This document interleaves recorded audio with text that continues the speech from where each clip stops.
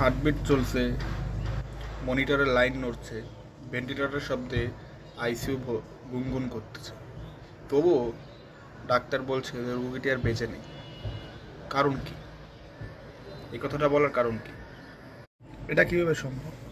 আজকের ভিডিওতে আমরা জানবো ব্রেন ডেথ কি, ভেন্টিলেটরে থাকলেও কি মানুষ মারা যায়, এটা কি কোমা, বা এটা কি, এই সম্পর্কে আমরা কিছুটা হলেও জানার চেষ্টা করবো আজকের এই ভিডিওতে।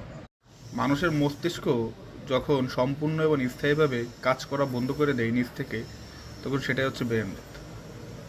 এখানে স্থায়ী শব্দটি খুব গুরুত্বপূর্ণ, কারণ ব্রেন ডেথ হলে বা ব্রেন ডেথে একবার ডাক্তার ঘোষণা করলে তার মস্তিষ্ক আর কখনো কাজ করতে পারে না, অর্থাৎ স্থায়ীভাবে তার মস্তিষ্ক নিজ থেকে আর কাজ করতে পারে না। দেখুন, brain death equal to legal death, চিকিৎসা বিজ্ঞানের ভাষায় এটা বলা হয়ে থাকে। কারণ কি? কারণ ব্রেন ডেথ যেদিন ঘোষণা করা হবে সেদিনই আপনার আইনগতভাবে সেই ব্যক্তিটিকে আপনি মৃত ঘোষণা করতে পারেন, এটা নিয়ে কোনো বাধা নেই। ব্রেন ডেথ হলে মানুষের চিন্তা, অনুভূতি, শ্বাস প্রশ্বাস নেওয়ার যে অনুভূতি, সেটা কিছুই আর থাকে না। এখানে অনেকে আমরা প্রশ্ন করি বা আমাদের মনে আসে যে হার্ট তো চলছে, হার্টবিট তো চলছে, তাহলে তাকে মৃত ঘোষণা কেন করা হবে ব্রেন ডেথ হলে? দেখুন, হার্ট হচ্ছে একটা পাম্প, আপনি এখানে বিদ্যুৎ দিলে সেটা তো চলবেই, পাম্প তো চলবেই। সেখানে ভেন্টিলেটর হচ্ছে বিদ্যুৎ, সেই বিদ্যুৎ যেটা দিয়ে আপনি হার্ট কৃত্রিমভাবে চালাচ্ছেন। কিন্তু হার্ট চললেই তো মানুষ বেঁচে থাকে না। মানুষের আসল নিয়ন্ত্রক হচ্ছে মস্তিষ্ক। মানুষের মস্তিষ্ক যদি কাজ করা বন্ধ করে দেয় তাহলে সে তো ডেথ, তার আর অস্তিত্ব থাকে না এই দুনিয়ায়। অর্থাৎ ব্রেন ডেথ ঘোষণা করা হলে তার মস্তিষ্ক একেবারে কাজ করা বন্ধ থাকে সারা জীবন, কোনো রিফ্লেক্স থাকে না এবং তার ফেরার সম্ভাবনা নাই। চিকিৎসা বিজ্ঞানে আমরা এরকম কোনো নজির দেখতে পাই না।